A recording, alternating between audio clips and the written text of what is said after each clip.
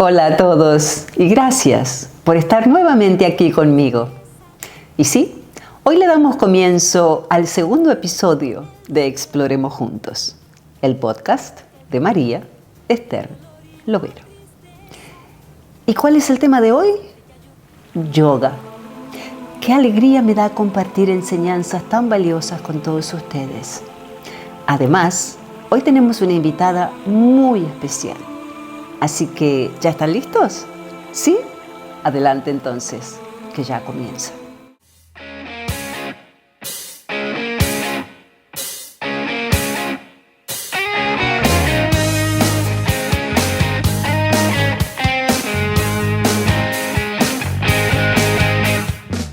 No hay dudas que yoga es una disciplina reconocida en todo el mundo y que también son muchos los beneficios que pueden adquirir quienes practican. Son muchos también los maestros que han dedicado sus vidas a la enseñanza y a la práctica. Fue Paramahansa Yogananda, un inigualable maestro espiritual, quien introdujo yoga y meditación en el oeste. En 1920 fundó su propia organización, Self-Realization Fellowship, y somos muchos quienes nos hemos nutrido de su legado y quienes además nos hemos enfocado en diferentes áreas, como por ejemplo Hatha Yoga o yoga de la silla, yoga de la risa, yoga nidra, yoga con personas de la tercera edad, yoga prenatal, yoga para niños, yoga terapia, yoga del sonido y otros más. Soy María Esther Lovero y hoy quiero compartir con todos ustedes el propósito de la práctica de yoga. Bienvenidos. Yoga significa unión y su práctica significa mejorar nuestra salud física y mental, aumentando así en unidad la armonía entre el cuerpo y la mente. Como dije anteriormente, hay muchas modalidades y todas cumplen una función. Claro que también hay que tener en cuenta la habilidad de cada uno. Las asanas se pueden modificar. Esto no significa que no se está practicando correctamente, sino que se pueden adaptar para poder obtener los mejores beneficios. Por ejemplo, los ejercicios de respiración nos ayudan a calmar la mente y mejorar nuestra concentración. La meditación también reduce el estrés y su práctica ayuda a desbloquear los chakras. De eso les contaré más adelante. Las posturas o asanas nos ayudan al estiramiento y mantienen flexibles nuestros músculos. Además, mejoran el balance y la coordinación. ¿Tomaste alguna vez una clase de yoga? ¿Viviste esa experiencia? Chant this mantra. Om Namo Gurudev Namo.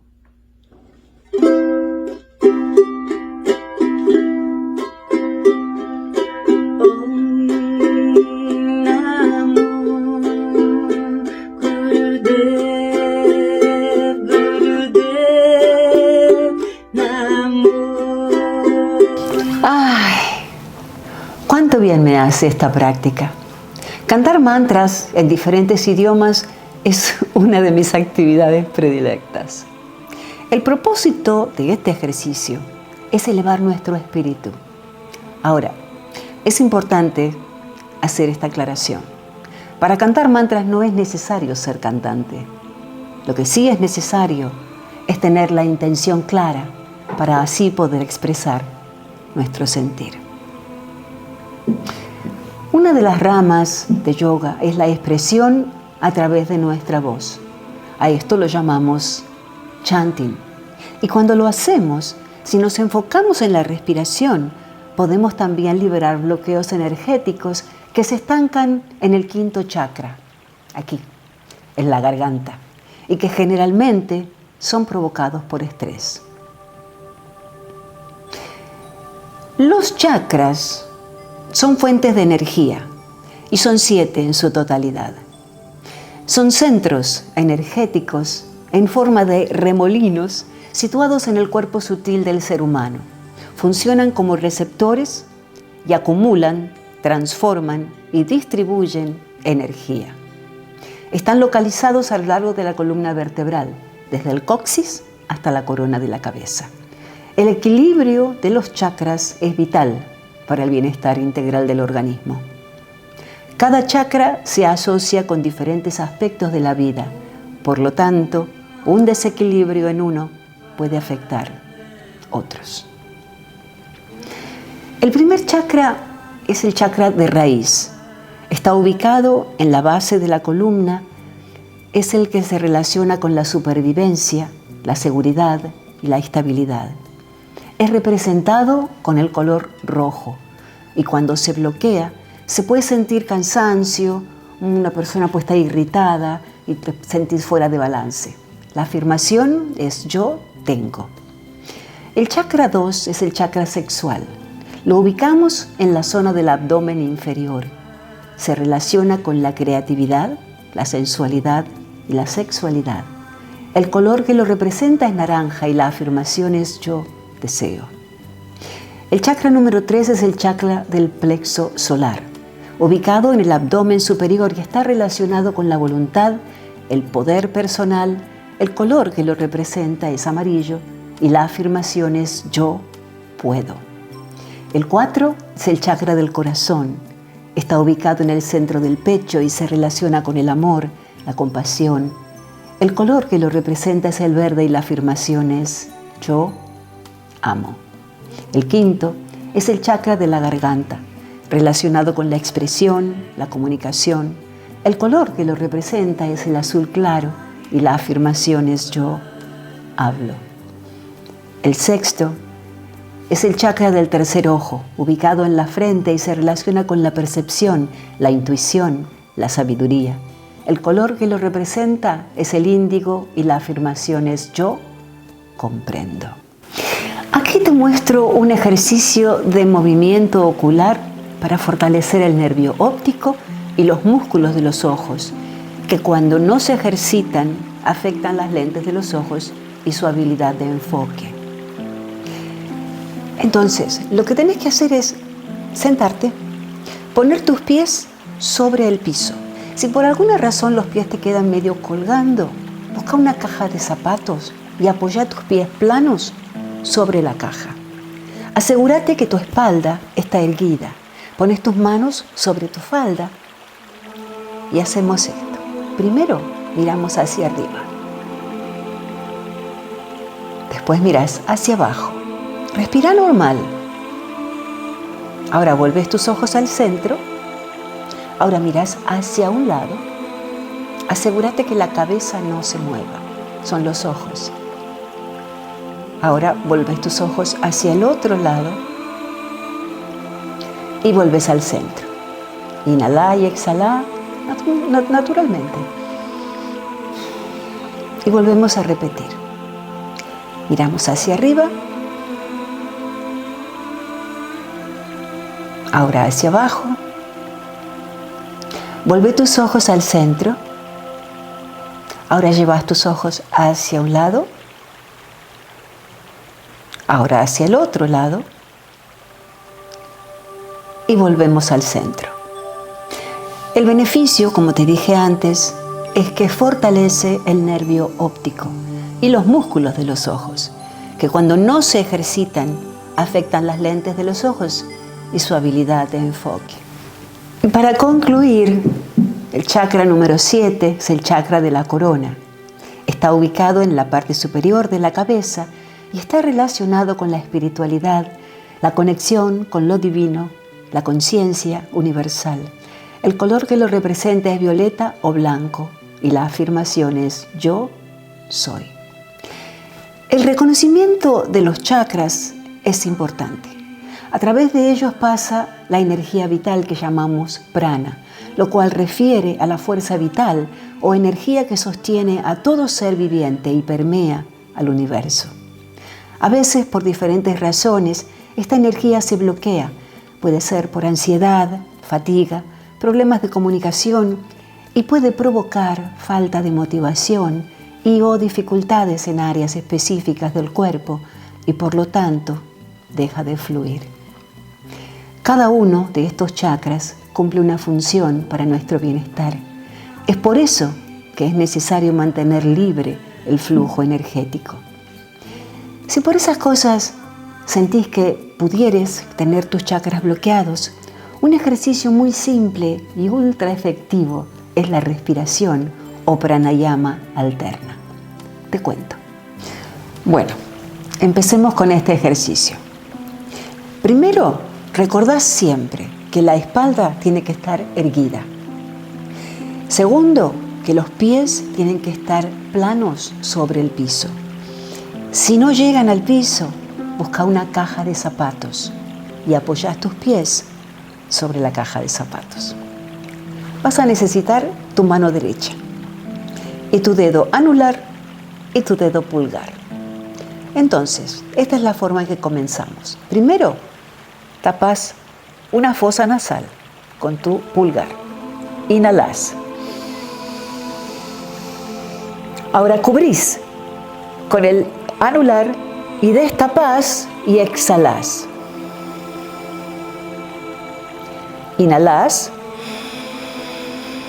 Tapás con el pulgar, destapás el anular y exhalás. Inhalás. Cubrís la fosa nasal, destapás el pulgar y exhalás. Lo hacemos una vez más. Inhalás. Cubrí con el pulgar, destapás, exhalás. Inhalás. Cubrís con el con el anular, destapás con el pulgar y exhalás. Este ejercicio, primero, cuando te acostumbras a hacerlo, es muy simple. Y recordá esto, que hay momentos en que a lo mejor estás en la oficina, estás un poco cansado, hay muchas cosas que dan vuelta. Este es el momento preciso. Te incorporas, pones tus pies planos sobre el piso y haces el ejercicio. Lo repetís 3 veces como mínimo y después continúas con la tarea. La meditación y las afirmaciones son herramientas poderosas para limpiar y para desbloquear los chakras. Te muestro ahora un ejercicio de meditación.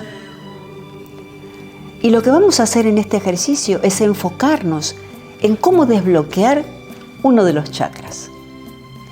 Acordate que el chakra de la garganta es el quinto, el color que lo representa es el azul claro y la afirmación es yo hablo. El chakra de la garganta es el chakra de la comunicación. También es un ejercicio que lo podés hacer en cualquier momento del día. Y funciona así. Te sentás, la espalda erguida, los pies planos sobre el piso o sobre una caja de zapatos. Entonces, las manos sobre tu falda, inhalás y visualizás el color azul claro. Y mientras exhalás, decís yo hablo. Inhalás nuevamente y visualizás el color azul claro. Inhalamos, exhalamos y repetimos yo hablo. Una vez más. Inhalamos, visualizamos el color azul claro, exhalamos y repetimos yo hablo. Practícalo. Recordá una cosa, cuanto más practicamos algo, mejor lo aprendemos y más comienza a ser parte de nosotros. Eso significa trabajar en nuestro ser. Eso significa cuidarnos, que es lo más importante que tenemos que hacer. Primero, cuidarnos a nosotros mismos y después podemos cuidar a los demás. Es sumamente importante dedicar tiempo cada día a la meditación, enfocándonos en cada chakra, comenzando por el primero, visualizando la energía fluyendo libremente a través de ellos. Y por supuesto, no debemos dejar de lado la importancia de una alimentación equilibrada, actividad física y el descanso adecuado para poder renovar nuestras energías y así cumplir con nuestras tareas. Les cuento, hace unos años tuve el gusto de estudiar y graduarme como profesora de yoga nidra, que etimológicamente significa sueño, también llamado sueño yógico, una antigua práctica de meditación guiada y relajación que consiste en llevar la mente a un estado de conciencia más profundo con el objetivo de reducir el estrés y promover la claridad mental en general. La práctica prolleva a la quietud interior, un medio para lograr una mayor receptividad a los propósitos personales. Y como les prometí, hoy tengo el honor de presentarles a quien ha dedicado su vida a la práctica y a la enseñanza de yoga, una excelente persona y profesional, dueña de esta escuela en donde me gradué, llamada Shiva Shakti School of Yoga and Healing Arts. Les presento a Ayana Athenian. Welcome. Well, hi, Ayana. Ayana Ashayan. How are you? I'm good. Thank you, Maria, Esther. Thank you. Thank you for being here. Thank you for giving us your time and your experience. So Ayana is a yoga teacher and is a shamanic healer. And today she's going to share with us a lot of her knowledge. And I know it's so good. So the first thing I wanted to ask you is how do you explain what yoga is? Oh, yoga is such a vast path. If we just look at the root of the word yoga, just to understand where it comes from.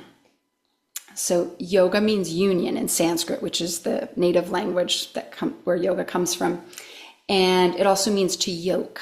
And when we think of this sense of union and yoking, we are inviting an awareness of connecting our individual self, you, me, everyone, with a greater sense of wholeness that exists in this world and the universe, you can say. Now, that's not what everybody walking into a yoga class thinks their very first day. They come to yoga and they think, oh, I heard that these poses and the stretchings will be good for my body. And it absolutely is. There are so many paths of yoga.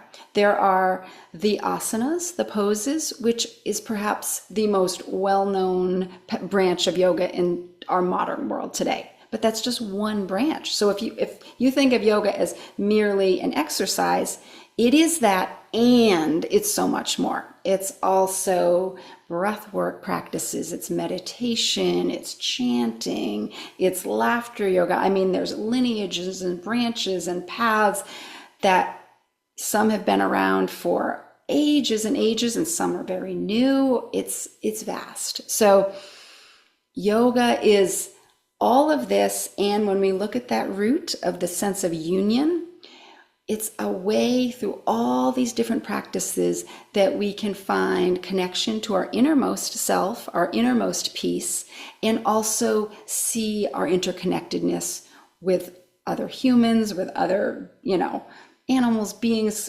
etc., like our interconnectedness with the whole world. And so what would you say is the true aim of yoga? If we look at this from a classical perspective, and I've been trained in, very traditional paths of yoga, it is that sense of union. It's this sense of finding our connection between our individual self and this greater field of awareness, of consciousness, of intelligence. It goes by many different names and many different traditions. It's realizing that we are part of a greater whole and that we can find a sense of belonging in that. I feel like very commonly in our world today, people feel very alone in the world, in their, look at the rate of mental health issues that we see today. And yoga offers a way to feel a connection to something greater than just ourselves. And how important it is that people understand that all this it is a lot of work, but it is so fulfilling once you really start practicing. And again, it's one thing that I always think, sometimes it can be so overwhelming. So I always tell, as a yoga teacher, I always tell my students, start small, but start somewhere. Try to find what you just said, what happens in your heart, what happens in your, in the most intimate part of yourself, in that communion. Yes. But it takes time, so never give up. Absolutely. And I always say that to students also. If you can just start practicing 3 minutes, 5 minutes a day, it does not need to be an hour. It does not need to be every day, just a little bit. We start to find that sense of, oh, I can relax inside. In a world that can feel so fast-paced and stressful, just 3 deep breaths can do wonders. Absolutely.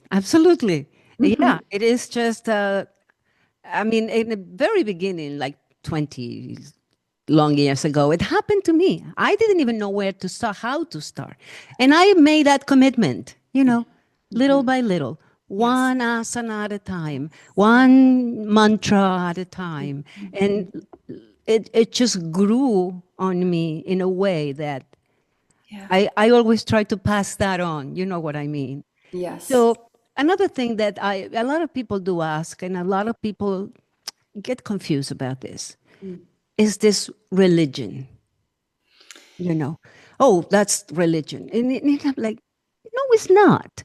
It has nothing to do with that. Please tell us. I agree with you. Yoga is not a religion, and yet people do confuse that sometimes. I think some of the confusion or the question can come from yoga comes traditionally at its roots from India, and some lineages of yoga, when you look at the yogic philosophy, there's overlap to certain teachings in Hinduism. They are not the same, though. Hinduism is its own path and yoga is its own path. I define yoga as a spiritual path, and it's vast in that for those people wanting to practice yoga in a way that looks religious, there are paths out there that offer approaches that way, where it's very orthodox.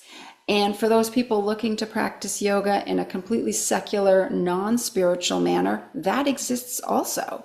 So it's, the ways we can practice and the different opportunities through different paths, there's so many. But to answer your question, yoga is not at its root a religion, no. So this is a personal question. What is it that exactly happened to you that made you open up a school? And it's a full-time school, right? And in which state are you? I'm currently based in North Carolina, outside of Asheville. But if we go back, I first started practicing yoga in my early 20s, and I was looking for a path that connected the body, the mind, and the spirit. And I found that in yoga. I found a deep peace and acceptance within through this path. I also have known from a young age that part of my purpose here on this earth is to be of service to others, to help others find their innermost truth. And I found that yoga was a very good vehicle to do that through. So in 2007, I co-founded the Shiva Shakti School of Yoga with my late husband, Krishna, in Maine. So we were based in Maine for a number of years. In 2000, we started with a yoga studio in Midcoast, Maine. And then in 2008, we led our first 200-hour yoga teacher training and continued for the next dozen years or so with 200-hour and 300-hour advanced teacher trainings in Maine, in other states. We also taught internationally a lot in those dozen years or so. And then in around 2016, we created our first online continuing ed course for yoga teachers. And so then we kind of led in-person teaching trainings and online training simultaneously for a few years. And then probably from around 2020 or so, we segued completely into being an online school. And that continues to this day with the online teacher trainings and, different. I no longer do the 200 and the 300-hour extensive, but all these continuing ed courses for people, mostly yoga teachers, but others as well. Would you name to us some of the courses that you teach? Sure. I lead a Yoga Nidra teacher training, an Ayurvedic yoga teacher training, pranayama and meditation teacher training, prenatal yoga teacher training, and then others as well, but those are a few. Well, a few years ago, I actually found you. I found you because I had a very profound experience in a workshop doing Yoga Nidra. And the moment I finished the workshop, I said, I have to know more. I have to train. I have to be able to teach that. And I found you. And of course, I took the course with you. It was very profound. The way the two of you, because Shiva was alive then, Krishna was alive. Yes. And it was very profound the way you taught that course. And also make me a better person. Because, when you teach in that way, you can create in the student the curiosity to wanting to be better, to wanting to know more. And that is what happened to me. I think that at the end of the day, after all these years, that's why you and I are connected right now. Beautiful testament, yes. And so, it was, Yoga Nidra is something that I believe that everybody should be able to do a workshop and experience what happens. And then, you take your own conclusions. But it is an experience that anybody alive should go through it. So, another thing that you are a shamanic practitioner. And that's also a practice that could be controversial. And I actually, learned about shamanic through a doctor, a friend of mine. We connect one day and she told me, you have to live this experience. You have to. I don't care. Don't ask me, don't tell me, you have to live this experience, because I did, and I know what it's like. It's going to change your life. At the same time, I get an email from your school. And I was like, oh my goodness, this is insane. And that's how I connected with you again, because in order to do a shamanic session, I believe, you have to trust that other person. Yes. Nothing really can happen if you don't surrender. Yes. And surrender with gratefulness. Yeah. And so I said, well, this is it.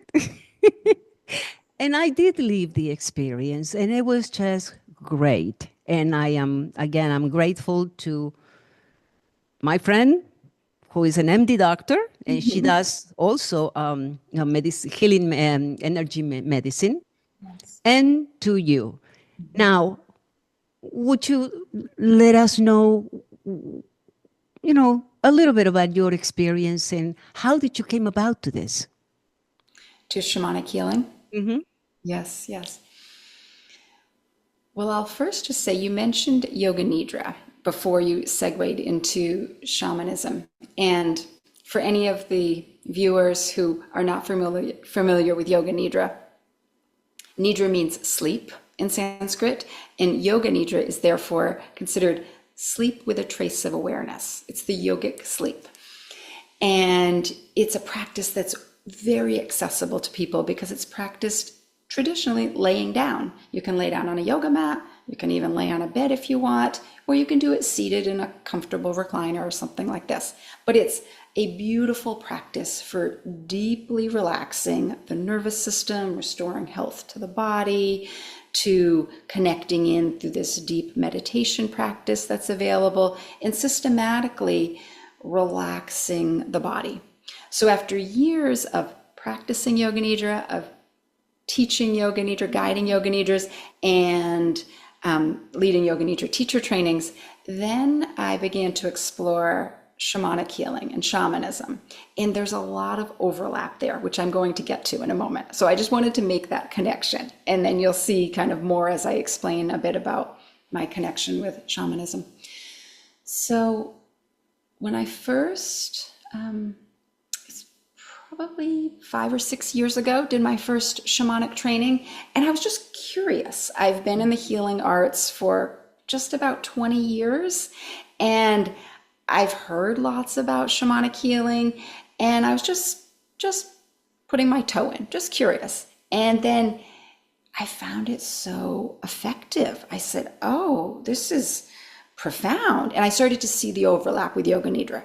So to give a bigger picture of shamanism, there are many different traditions out there. Just as there are paths of yoga, likewise with shamanism, many paths in all different cultures, lineages, etc.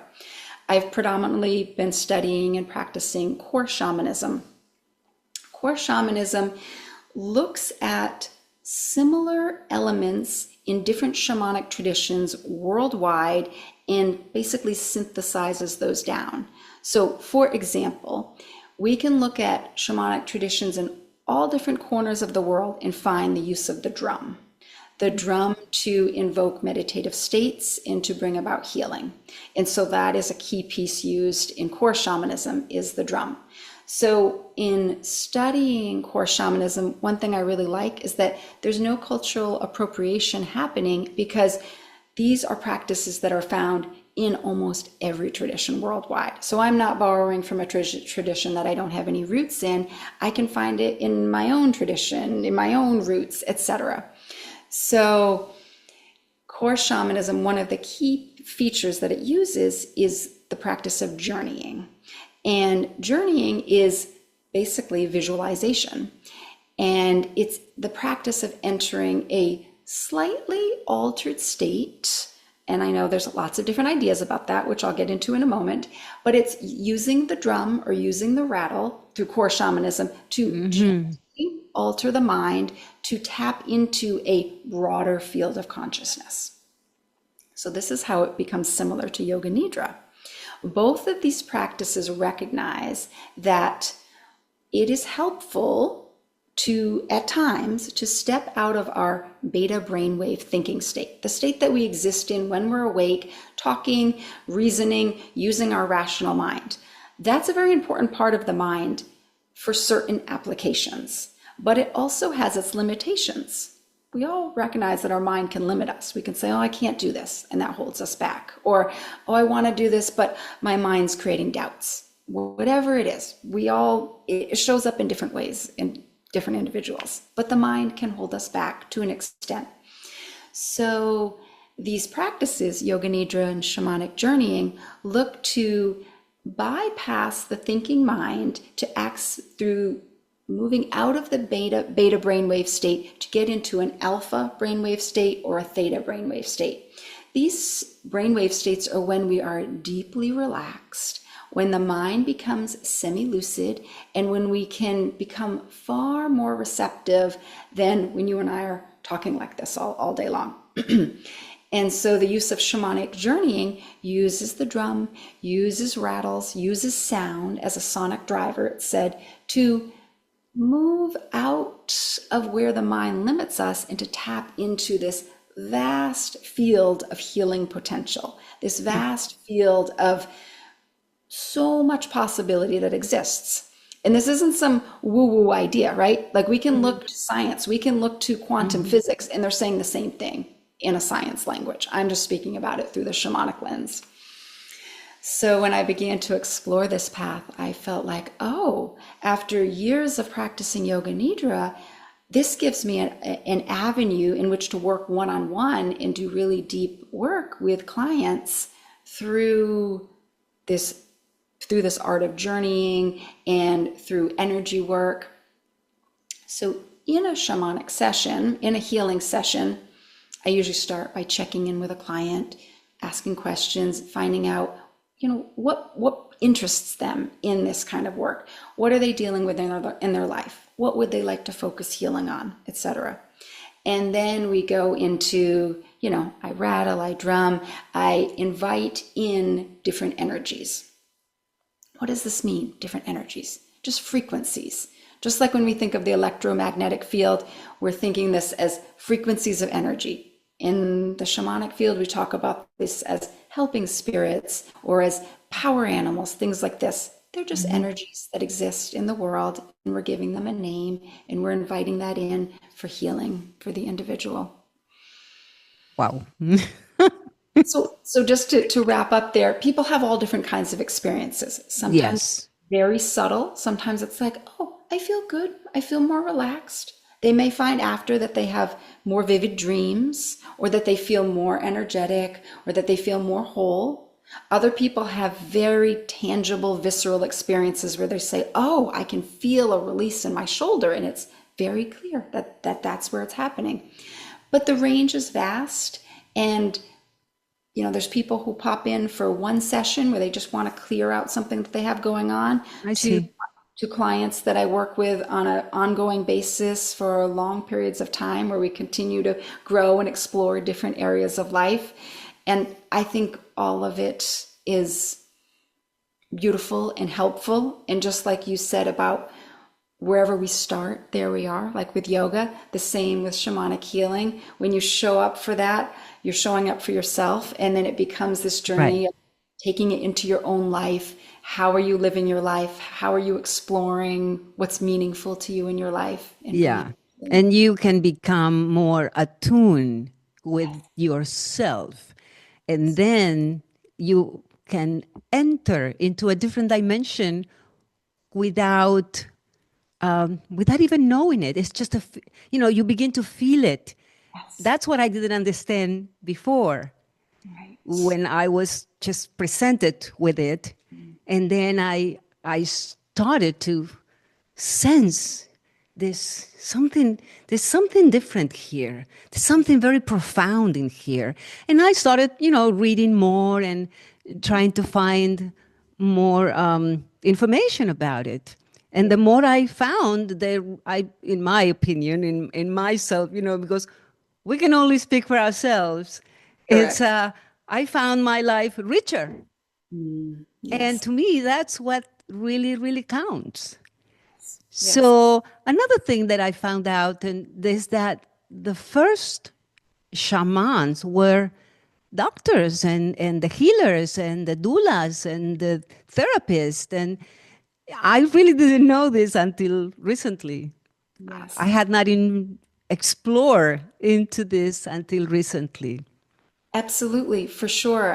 When we look at traditional cultures where shamanism has been prevalent for millennia, yes, some of the earliest shamans, and I mean, to this day also in some traditional cultures, the shamans are also considered the medicine men, the medicine women, the healers, the doctors, where they're also sometimes prescribing herbal remedies or, giving different healing treatments, physical healing treatments, energetic healing treatments.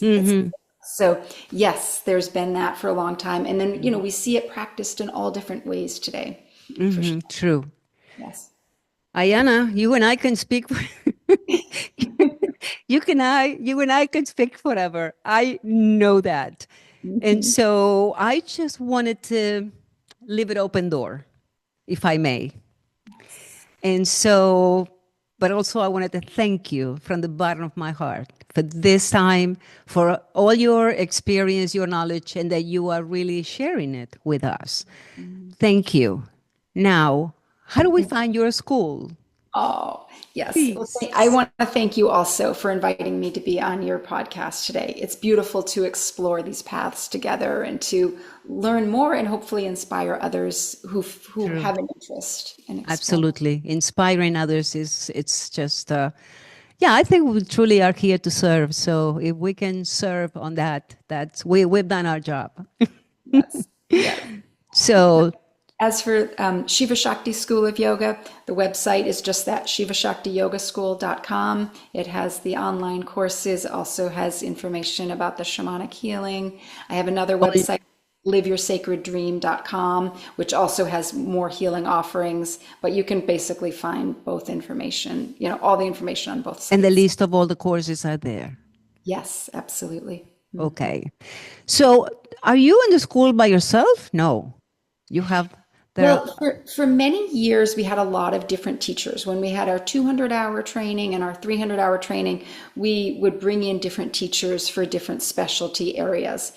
And then with the online courses, those were primarily Krishna and I teaching them. Krishna has left this earthly plane, so I manage most of those online courses. I will sometimes bring in another teacher for a particular course, such as like the yoga with seniors that we had for a number of years. But I'm the one currently that's managing most of the online courses. Yes. You're a busy person. Aww. Which I is love great. the work, I right? think what we love what we do is it's just not work anymore. It's just doing what we are meant to do. It's a service to this world, right? Absolutely. And I love to see people get in touch with themselves to feel healthier physically, but also to be inspired to connect in deeply on a heart and a soul level. Because I think we need more of that in our world today. More people living Absolutely. in alignment and feeling inspired so that we can share our light with others. Namaste. Namaste. Thank you Thank so you much. so much. Such a pleasure. Blessings. Dedicación, compromiso, disciplina, virtudes muy valiosas. Por eso es que agradezco a Ayana su presencia y las enseñanzas de yoga que nos compartió. Y ahora te lo digo a vos. No te quedes con lo que te dicen, ni con lo que yo te digo. Explorá, investigá y saca tus propias conclusiones. Gracias por acompañarnos en este segundo episodio de Exploremos Juntos, el podcast de María Esther Lovero.